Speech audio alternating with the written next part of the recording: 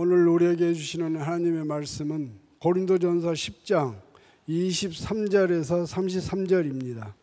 고린도전서 10장 23절에서 33절입니다. 모든 것이 가하나 모든 것이 유익한 것이 아니요 모든 것이 가하나 모든 것이 덕을 세우는 것은 아니니 누구든지 자기의 유익을 구하지 말고 남의 유익을 구하라. 무릇 시장에서 파는 것은 양심을 위하여 묻지 말고 먹으라. 이는 땅과 거기 충만한 것이 주의 것임이라. 불신자 중 누가 너희를 청할 때 너희가 가고자 하거든 너희 앞에 차려놓은 것은 무엇이든지 양심을 위하여 묻지 말고 먹으라. 누가 너희에게 이것을 재물이라 말하거든 알게 한 자와 그 양심을 위하여 먹지 말라. 내게 말한 양심은 너희의 것이 아니요 남의 것이니 어찌하여 내 자유가 남의 양심으로 말미암아 판단을 받으리요. 만일 내가 감사함으로 참여하면 어찌하여 내가 감사하는 것에 대하여 비방을 받으리요. 그런즉 너희가 먹든지 마시든지 무엇을 하든지 다 하나님의 영광을 위하여 하라. 유대인에게나 헬라인에게나 하나님의 교회에나 거치는 자가 되지 말고 나와 같이 모든 일에 모든 사람을 기쁘게 하여 자신의 유익을 구하지 아니하고 많은 사람의 유익을 구하여 그들로 구원을 받게 하라. 이는 살아계신 하나님의 말씀입니다.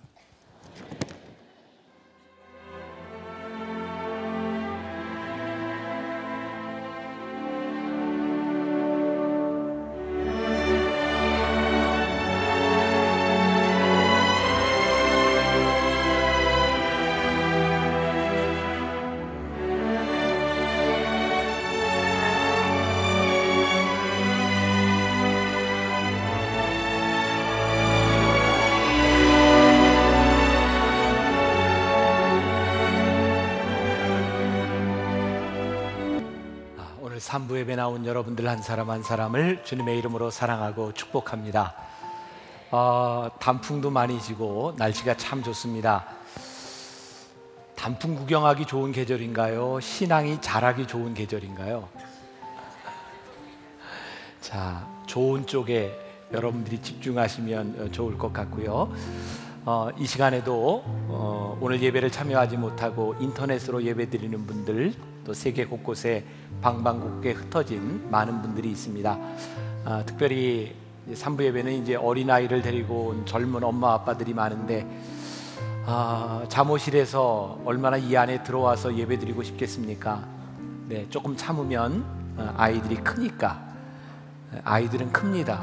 조금 참고 아이를 키우는 것도 굉장히 중요한 사역이니까 좋은 부모들이 되시고요. 우리 같이 좀 인사를 나누었으면 좋겠는데 두 손을 들어 주님의 이름으로 축복합니다. 우리 같이 인사합시다. 시작. 주님의 이름으로 축복합니다. 고맙습니다. 고린도전서 말씀을 시작한 지 벌써 23번째 시간이 되었습니다. 오늘 말씀의 제목은 은혜는 그런 것이 아닙니다. 우리들에게 주신 은혜를 다시 한번 깊이 생각해 볼 수 있는 기회가 되리라고 생각합니다. 우리 인간들에게는 두 가지 자유가 있는 것 같아요.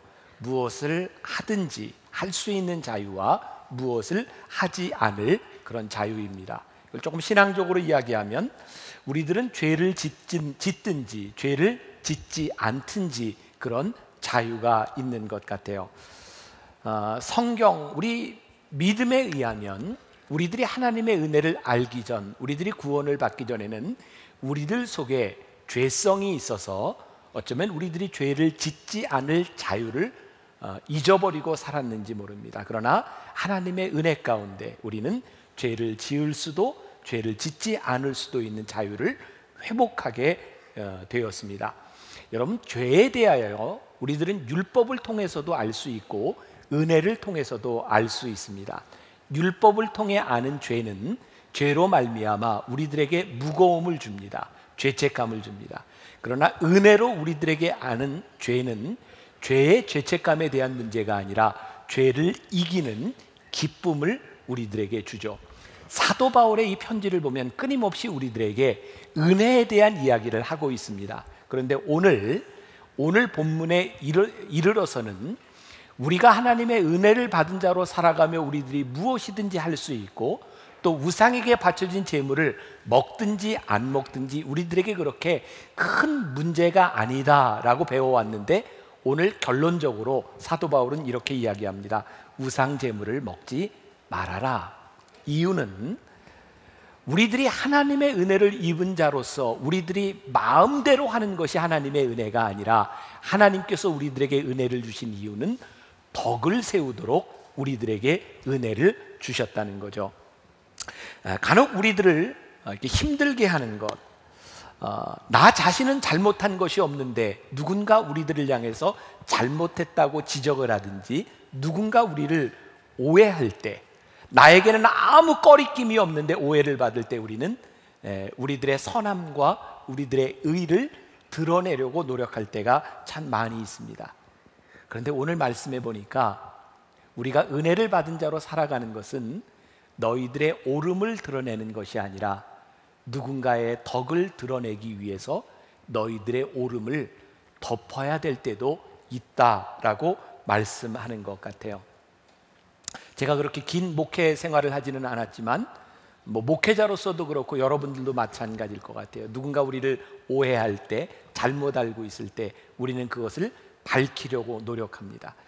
만일 제가 누군가에게 제가 옳다고 하는 것을 밝히려고 하면 그 사람을 데려다가 대지를 하든지 어떻게 해서든지 제가 옳은 것을 증명해야 될 거예요. 그러면 옳은 사람과 그른 사람이 나누어지게 되겠죠. 내가 옳다는 걸 증명하면 나는 승자가 되는 것입니다. 근데 하나님께서 요즘 저에게 깨닫게 하시는 것이, 목회는 이기는 것이 아니라는 거예요. 내가 누군가를 이기면 그 사람은 마음에 상처를 입든지 나에 대한 원수가 될지 몰라요. 그런데 지고 나면 아무도 나에게 원수가 없다는 거예요. 제가 나이가 좀 들어가나 봐요. 이제는 이기는 것이 중요한 것이 아니라 하나님 앞에서 무엇이 덕이 되는가, 이것을 생각하게 되는 것, 이것이 어쩌면 우리의 신앙을 성숙시키는 일이 아닐까. 말씀을 준비하다가 말씀이 늘 우리의 삶에서 연결이 되는 거니까, 지금 미국에서 공부하고 있는 제 아들이 있습니다.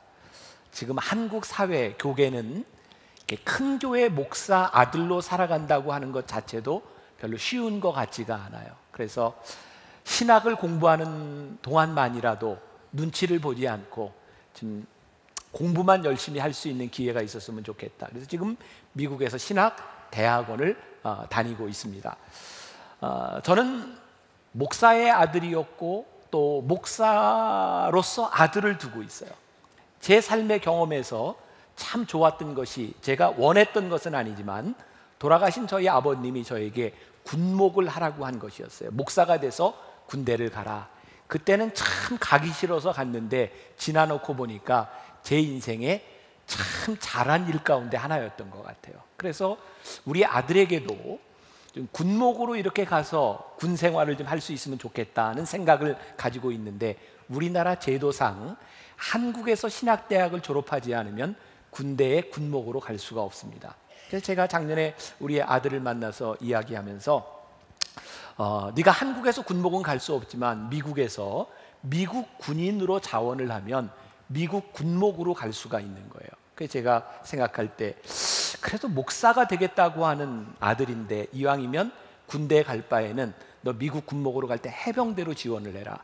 그리고 미국 지금 전쟁 여러 군데 파병을 하고 있으니까 전쟁터로 가라. 제 마음에 정말 목회자가 되기 위해서 그런 경험들을 하고 믿음 안에 이렇게 엎드리는 것은 참 좋은 일이라고 생각을 했어요. 그래서 그렇게 권면하는 것이 한국에서 군대를 가지 않더라도 그것이 병역 기피라고 생각을 하지는 저는 않았습니다. 누군가 그러더라고요. 목사님 아들이 나중에 공부를 마치고 한국에 와서 목회를 하게 된다면 한국 남자들에게는 한국 군대를 가지 않은 것은 굉장히 큰 약점이 될 수도 있고 그것이 병역 기피가 될 수 있습니다. 그래서 제가 그 이야기를 들으면서 제 마음 가운데는 하나도 거리낌이 없지만, 목회를 하는데 만일 교인들이 그것을 좋게 받아들이지 못한다면 나에게 거리낌이 없다는 것이 문제가 아니라 목회를 하는데 덕을 세우는 것이 옳겠다. 여러분들에게는 아무런 심각한 문제가 아닐지 모르지만 떳떳함보다는 덕을 세우는 목회자가 되는 것이 더 중요하겠다. 그런 마음이 저에게 들더라고요. 말씀을 준비하며 저에게 또 하나 들었던 생각 중에 하나가, 제가 만나교회 담임 목사가 되고 몇 년 지나지 않았을 때 저희 교회 의료 선교팀들과 몇 사람이 새로운 프로젝트를 하나 만들었어요. 담임 목사 머리 나기 프로젝트. 그래서 그분들이 약도 이렇게 조제를 해왔고 머리에 바르는 것도 이렇게 가지고 왔어요. 그래서 제가 약을 먹고 머리에 바르기 시작했는데 정말 거짓말처럼 머리가 새카맣게 나기 시작하는 거예요. 그래서 언젠가 제가 설교하다가 교인들에게 그 이야기를 했어요. 그랬더니 저희 교회 중직 중에 한 분이 그 설교를 듣고 마음에 상처를 받은 거예요. 왜냐하면 제가 그 이전에 설교를 할 때 저는 머리가 이렇게 빠진 게 제 삶의 약점이라기보다는, 이것이 내 목회에 방해가 되기보다는 오히려 하나님께서 나를 사용하신다고 생각하고 이것은 나에게 별로 문제가 되지 않습니다. 그 설교에 은혜를 받았다는 거예요. 그분도 머리가 저와 같은 분이었거든요. 그런데 어느 날 제가 약을 바르고 머리가 까맣게 난다고 하는 이야기를 듣고, 어떻게 목사님이 그런 설교를 하고 그렇게 약을 먹을 수 있는가? 제가 그 얘기를 듣고 제가 약을 끊었습니다.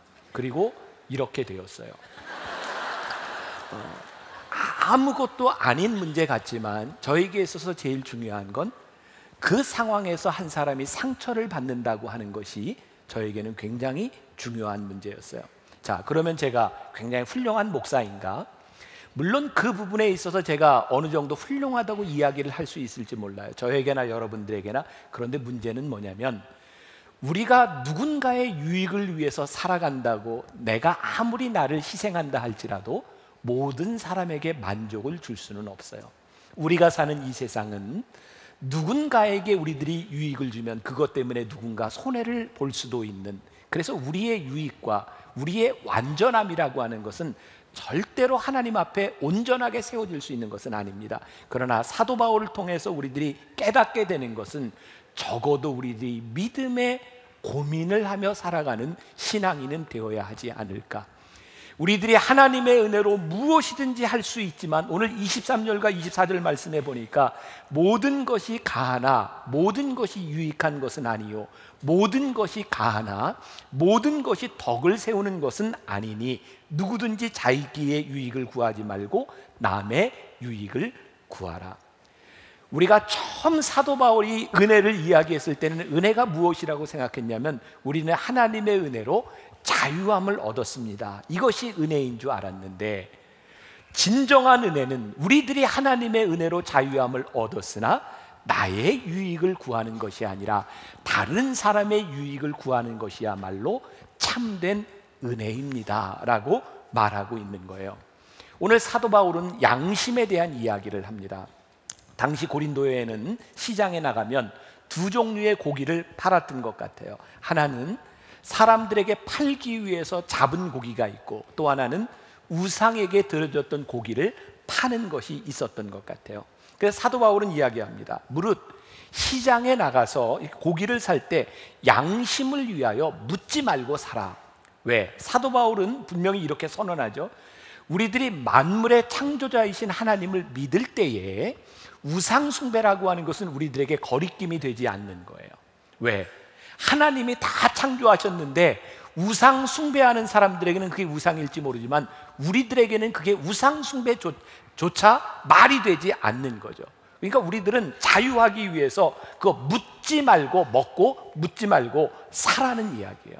그것은 그렇게 중요한 문제가 아니다. 그런데 문제는 뭐냐면, 누군가가, 우리는 묻지 않을 수 있는데 누군가가 그것을 이야기하는 사람이 있을 수 있다는 거죠. 자, 여러분, 저는 이제 만나교회 목회를 하면서요, 제가 마음에 참 무겁고 괴로운 것 중에 하나가, 여러분들도 아시지만 이제 만나교회는 우리 대한민국에 많이 알려진 교회가 되었어요. 그리고 여러분들 가운데는 모르겠어요. 만나교회를 다닌다는 것이 여러분들 신앙에 나 만나교회 다녀, 그것이 부끄럽지 않고 자랑스러운 분이 있을 수도 있어요. 저는 정말 만나교회 목사인 것이 너무너무 감사하고 자랑스럽습니다. 그런데 이해하지 못할 일들이 있는 거죠. 뭐냐면 교회가 크다고 하는 이유로 사람들에게 손가락질을 받거나 욕을 먹는 거예요.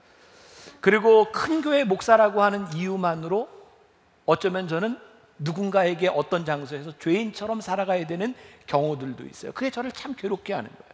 우리가 무엇을 잘못했습니까? 왜 우리가 손가락질을 받아야 합니까?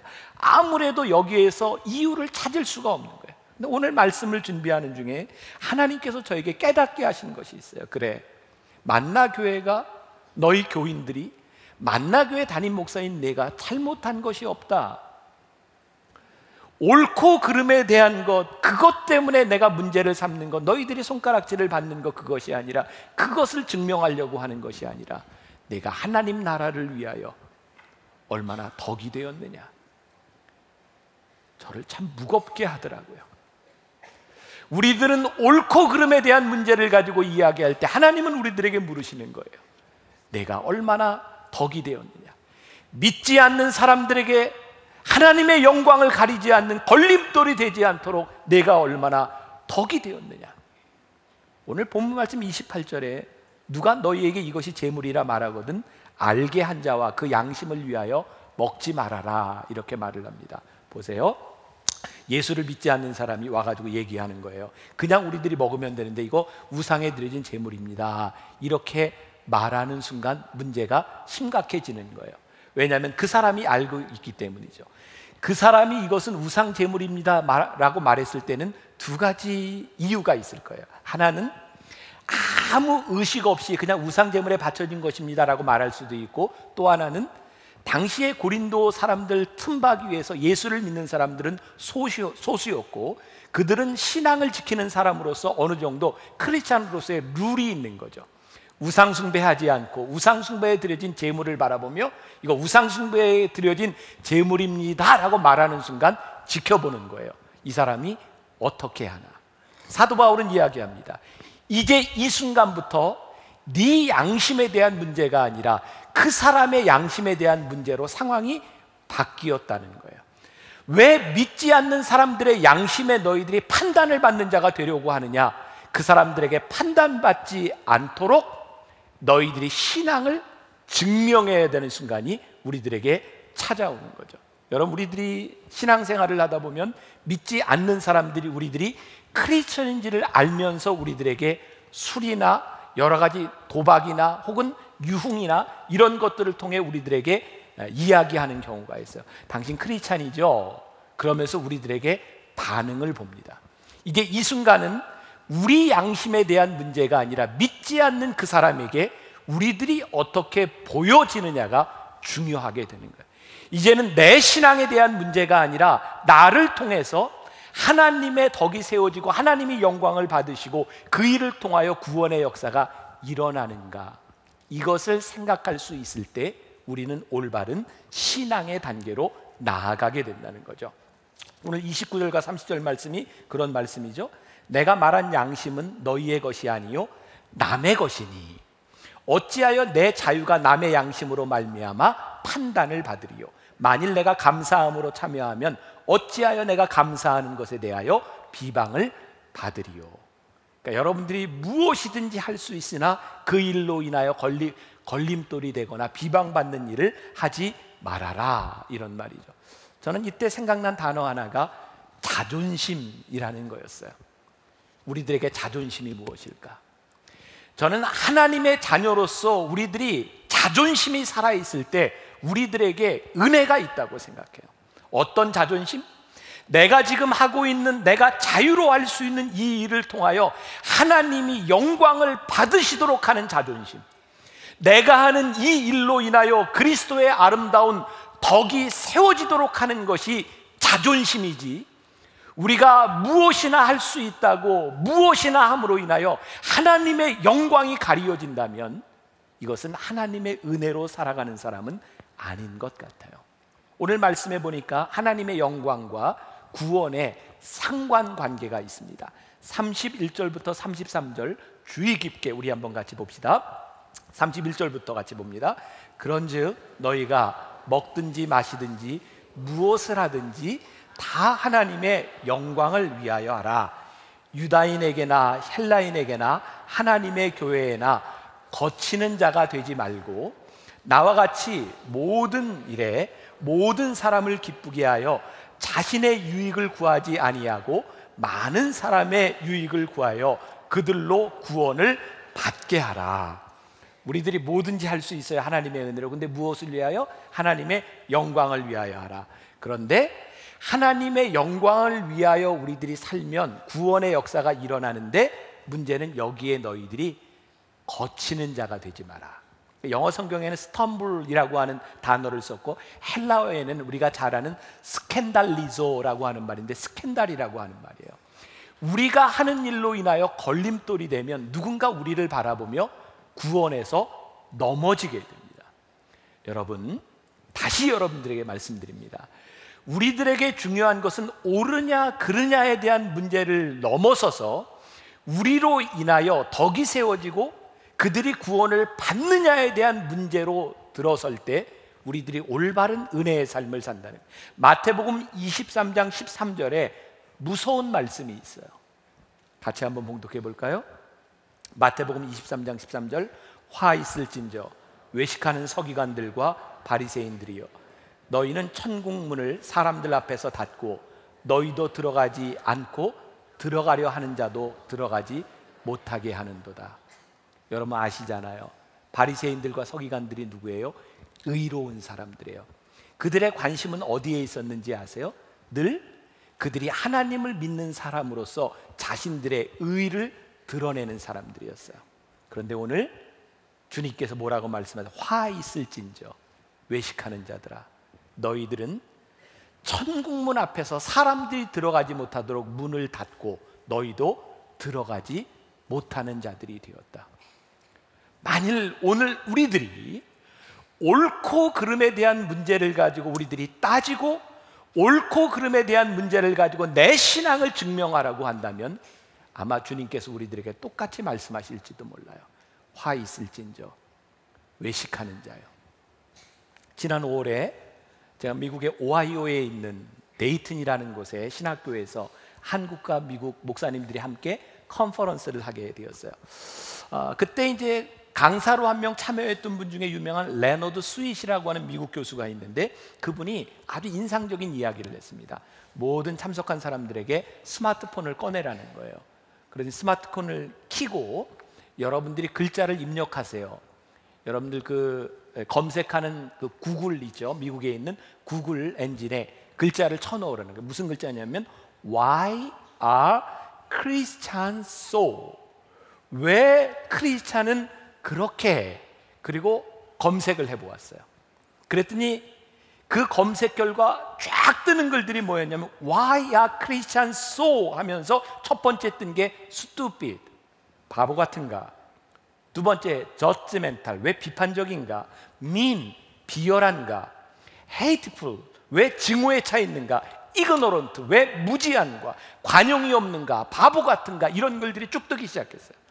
레너드 스윗이라고 하는 사람이 이런 이야기를 했습니다. 여러분, 왜 그리스도인이라고 검색을 하고 거기에 뜨는 단어들이 이렇게 비열하고 증오에 차 있고 바보 같은 사람들이라고 이렇게 인식하고 있는 이 세상에서 우리가 어떻게 믿지 않는 사람들에게 하나님을 믿으라고 말할 수 있습니까? 누가 이 말을 들을 수 있겠습니까?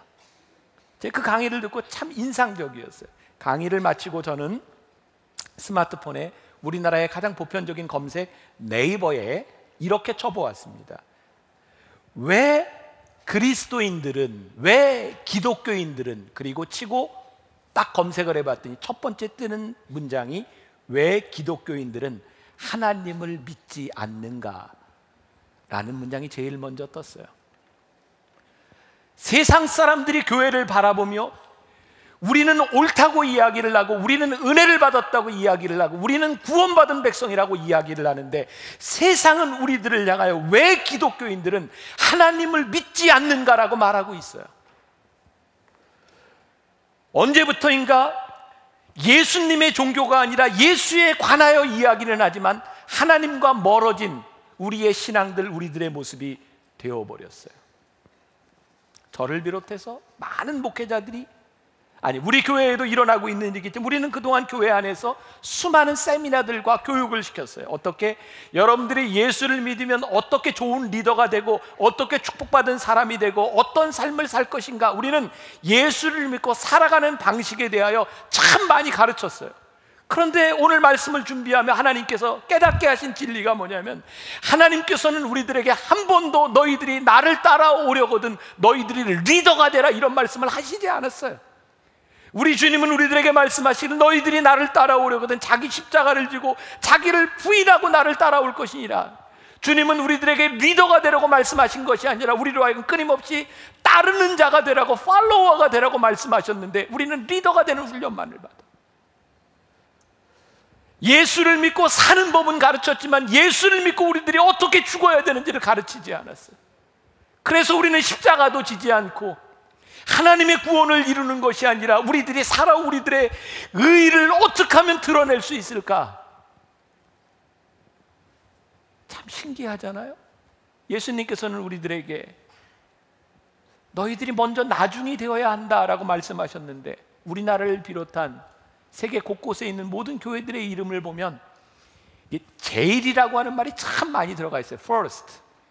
방송에 나가기 때문에 제가 뭐 어떤 지역을 얘기하기도 참 힘든데, 무슨 제일교회, 무슨 중앙교회. 예수님께서 우리들에게 제일이 되라고 말씀하시지 않고 너희들이 끄트머리가 되라고 했는데, 어디에 가도 분당 마지막 교회 이런 교회는 없어요. 분당 끄트머리 교회 이런 교회도 없어요. 우리들이 주님의 가르침과 너무나 멀어져 있는 우리들의 모습들, 본질적인 우리들의 신앙과 은혜를 잃어버린 우리들의 모습들이 언제부터인가 걸림돌이 되어버려서 구원의 방해가 되어버린, 하나님의 영광을 드러내는 것이 아니라 우리의 의와 교회의 영광들을 드러내는 일들. 어쩌면 이 세상이 우리들에게 바라보고 싶은 것은, 세상이 우리를 시험하는 것은 우리를 통해서 우리들이 어떻게 변화되고 어떻게 예수를 믿다가 어떻게 죽을 수 있는지를 바라보는 것, 어쩌면 그것이 세상이 바라는 모습일 텐데 우리는 구원의 걸림돌이 되어버린 것은 아닌가. 저는 20대 30대 때 테니스를 무척 좋아했습니다.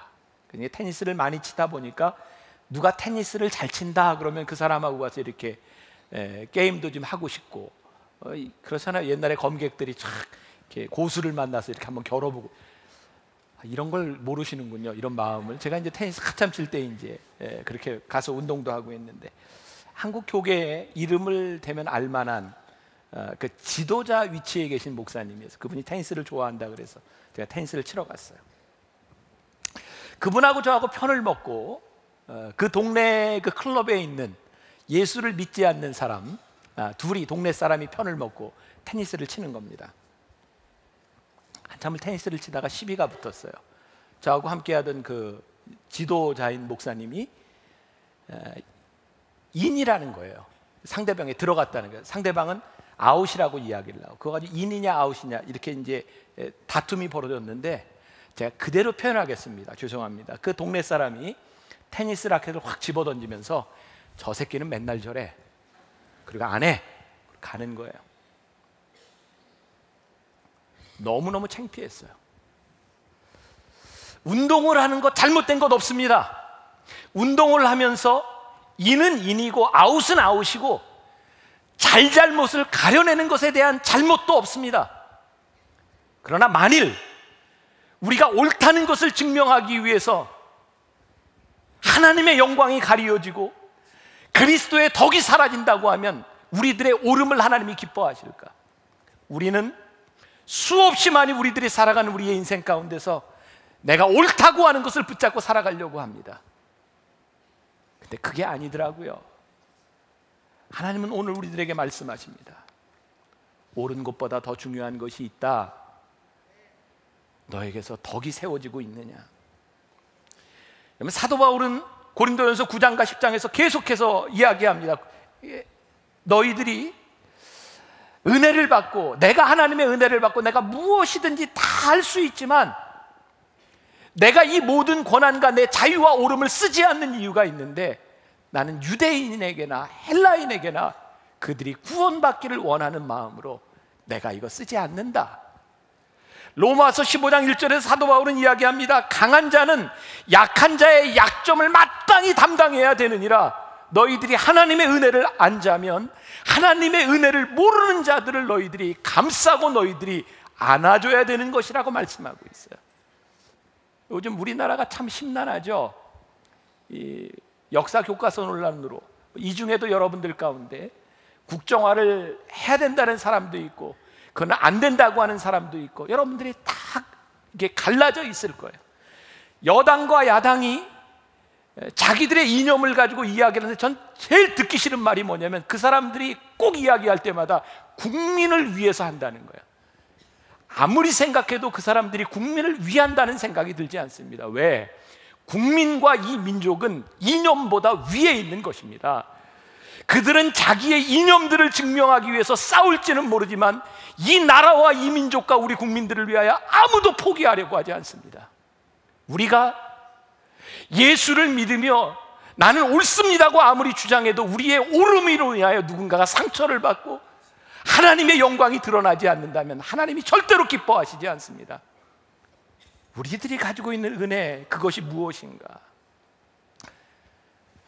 사도 바울의 신앙을 보면 몇 가지 특징을 발견하게 됩니다. 사도 바울이 가지고 있는 윤리관인데, 사도 바울은 비계율적인 윤리관을 가지고 있습니다. 사람들은 늘 옳고 그름을 정해놓습니다. 이것은 먹어도 돼, 먹으면 안 돼. 근데 사도 바울은 그렇게 계율적인 신앙을 가지고 있는 것이 아니라 이것이 덕이 되느냐, 그것이 계율을 앞서는 윤리라고 말을 합니다. 또 하나는 비의식적입니다. 의식, 제사와 같은 리추얼을 이야기하는 거죠. 유대인이든 헬라인이든 그들은 그들의 종교들의 의식이 있습니다.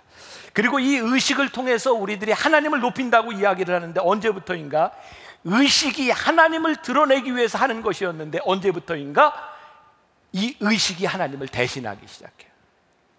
여러분들이 예배를 드리는 이유는 하나님의 영광이 드러나야 예배가 예배됨입니다.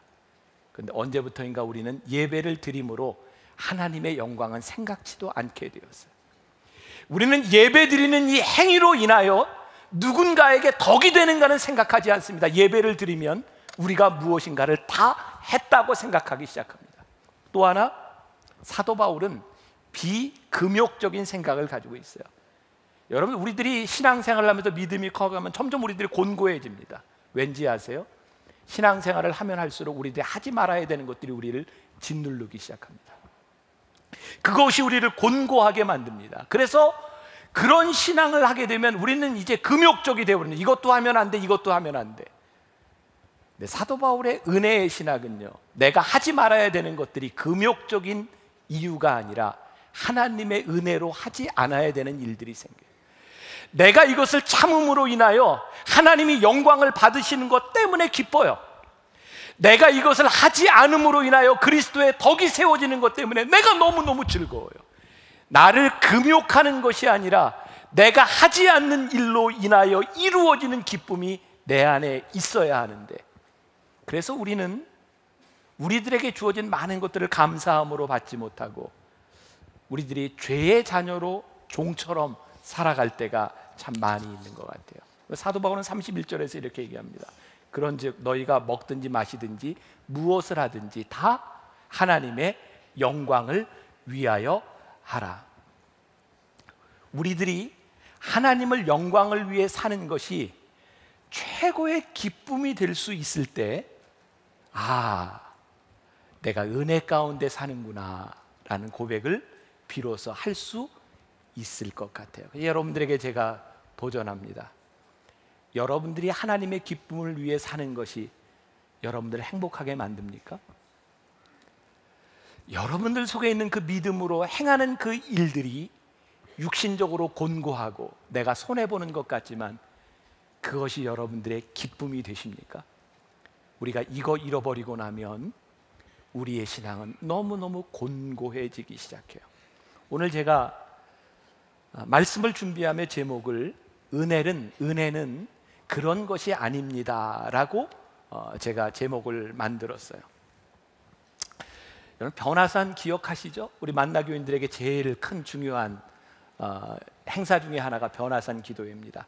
1년 전쯤이에요. 사랑이 먼저다, 이런 주제로 말씀을 나누었는데 기억하세요?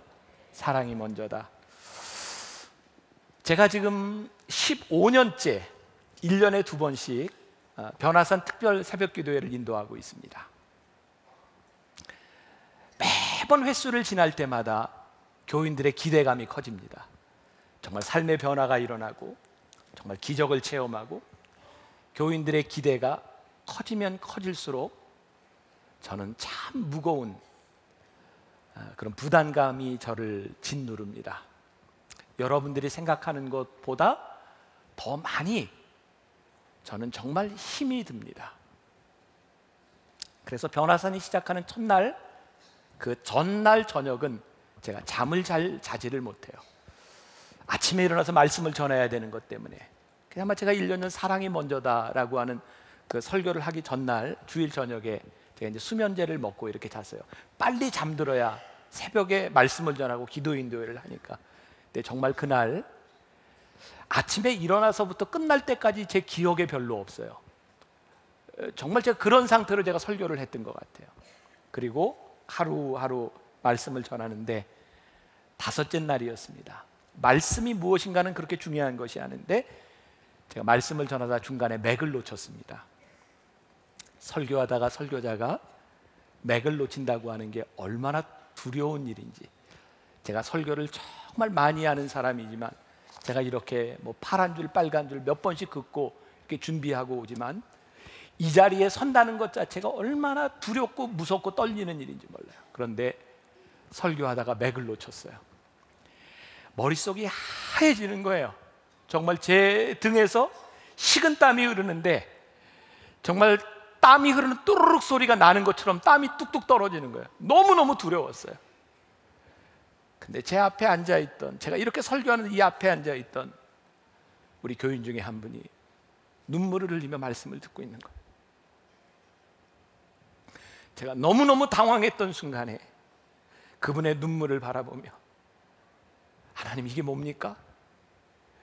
나는 말씀을 잃어버렸고 내가 할 말을 하지 못하고 할 바를 잃어버렸는데 하나님이 이 말씀에 눈물을 흘리고 있는 저 교인은 뭡니까?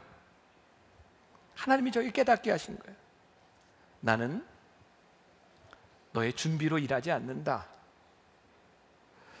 하나님은 제가 준비한 것으로 일하는 것이 아니라 하나님이 일하시지만 분명한 것은 제가 이 일을 준비하기까지의 치열함을 하나님이 보신다는 거예요. 하나님, 저 정말 열심히 노력했는데 제 힘으로 되지 않고 제가 다 잊어버린 것 같은 순간에 하나님이 일하시는 것은 분명히 제가 하는 일은 아닌 것 같습니다.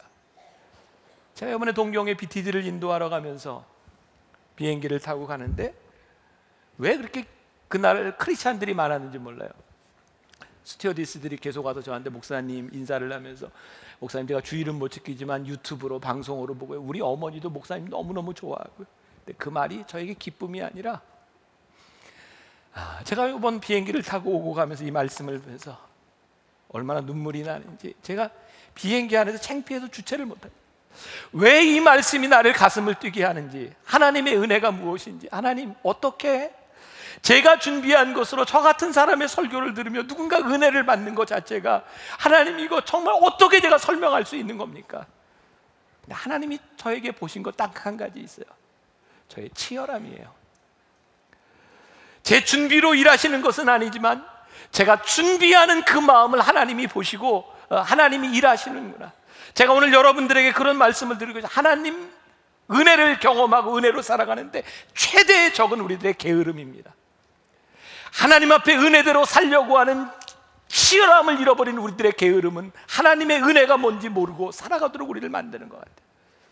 하나님의 은혜 가운데 산다는 것은요, 내가 지금 하고 있는 이 일이, 내가 믿음으로 살아가고 있는 이 일이 누군가를 위해 유익이 되고 있다는 그 기쁨, 내가 가지고 있는 이 특권들을 내려놓고 내가 누릴 수 있는 것을 내려놓음으로 인하여 그리스도의 아름다운 덕이 세워지고 있다고 하는 것을 우리들이 바라볼 때 그것이 은혜 가운데 사는 거예요. 근데 우리는 지금까지 은혜를 내가 하고 싶은 자유가 있다고 생각했던 것 같아요. 오늘 여러분들 주보에 책을 하나 소개해 드렸습니다. 필립 얀시가 쓴 하나님 은혜가 사라졌어요 라고 하는 책인데, 이 책에 보면 필립 얀시가 유명한 영성 신학자인 헨리 나우엔을 만난 이야기가 나옵니다. 캐나다 토론토에서 둘이 얼마간의 시간을 보내게 되었어요.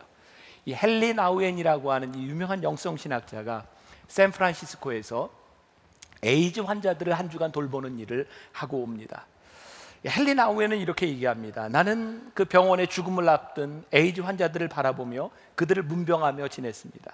저는 사제입니다. 제 직무는 이 사람들의 이야기를 들어주는 것입니다.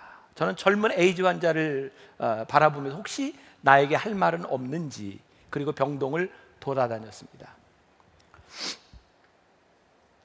헨리 나우엔은 어느 날 그들의 도덕적인 타락과 성적인 문란함으로 일어났던 그 에이즈 환자들을 바라보며 내가 무엇을 해줄 수 있습니까? 라고 생각했는데, 사실은 그들에게 하나님의 사랑을 향한 갈증이 있다는 걸 몰랐습니다.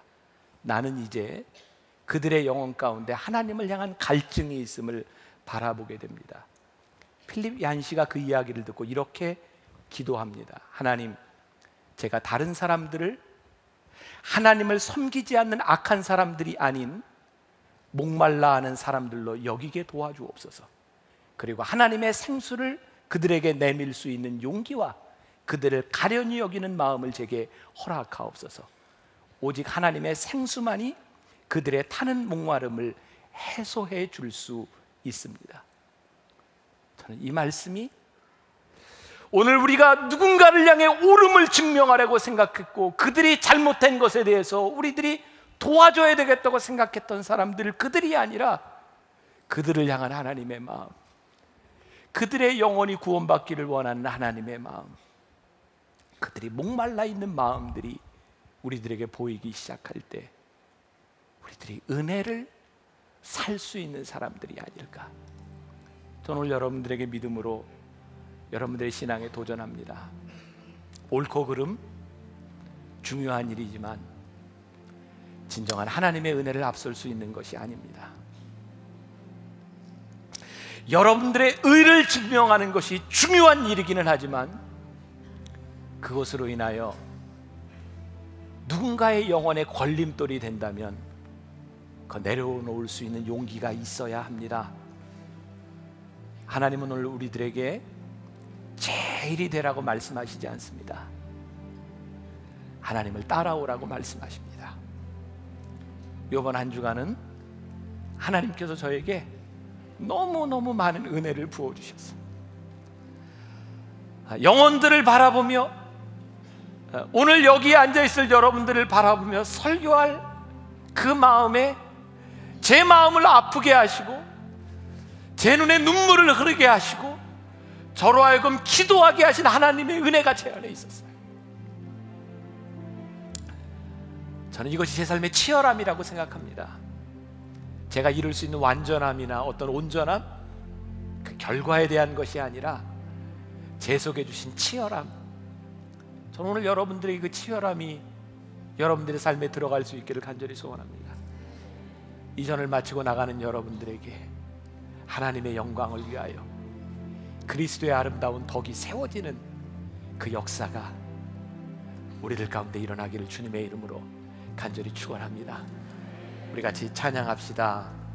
아버지, 당신의 마음이 있는 곳에 나의 마음이 있기를 원해요.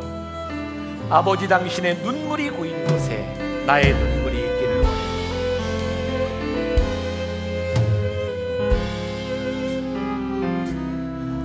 아버지, 당신의 마음이 있는 곳에 나의 마음이 있기를 원해요. 아버지, 당신의 눈물이 고인 곳에 나의 눈물이 보이길 원해요. 아버지, 당신이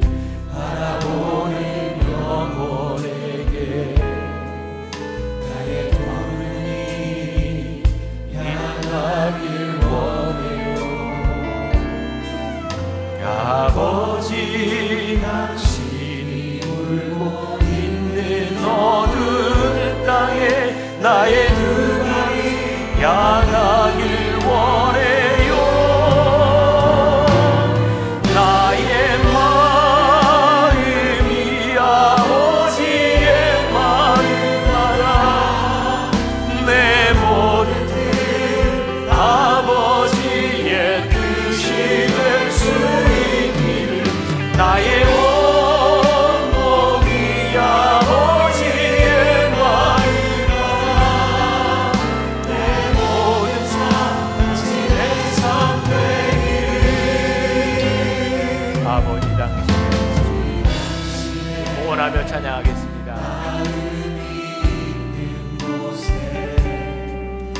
나의 마음이 있기를 원해요. 아버지 당신의 눈물이 고인 곳에 나의 눈물이 고이길 원해요. 아버지 당신이 바라보는 나의 눈이 향하길 원해요. 아버지 당신이 울고 있는 어두운 땅에 나의 두 발이 향하길 원해요. 나의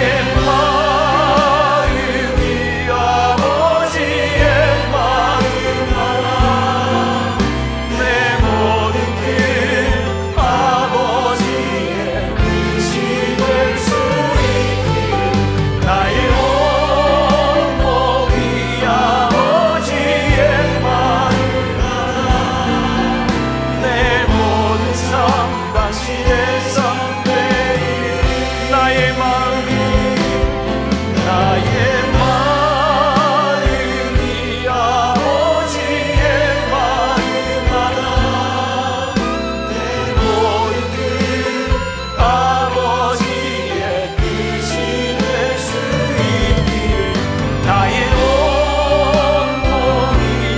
아버지의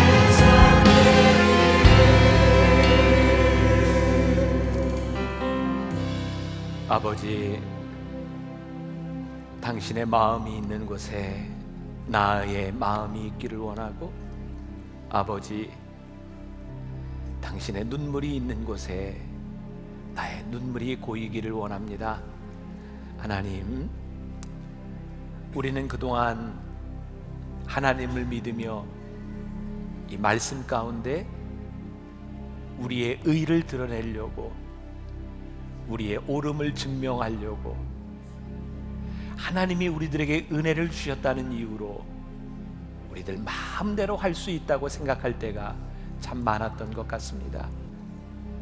하나님, 행여 우리가 누군가의 걸림돌이 되어 천국문을 가로막고 있는 것은 아닌지, 하나님, 우리가 하나님의 영광을 가리우고 있는 사람들은 아닌지, 하나님, 오늘 우리들이 은혜가 이런 것이 아니라는 것을 깨닫게 하셨는데,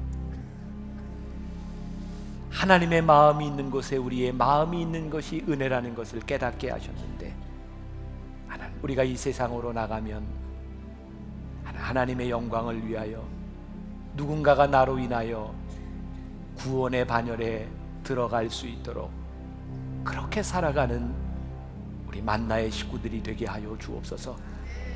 오늘도 하나님 앞에 드려진 귀한 예물, 우리의 헌신이 주님의 눈물과 주님의 마음이 있는 곳에 귀하게 쓰임받게 하여 주옵시고, 하나님, 우리 만나의 성도들 기억하셔서 물질로 인하여 어려움을 당하거나 물질로 인하여 하나님의 영광을 가리우지 아니하도록, 그리스도의 덕을 가리우지 아니하도록 우리와 함께 하시고 하늘 문을 여시고 주의 백성들을 축복하여 주옵소서.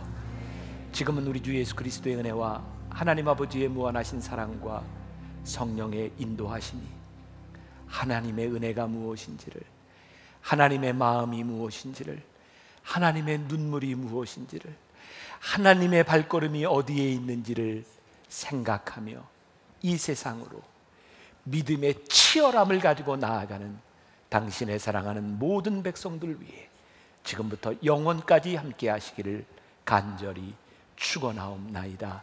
아멘.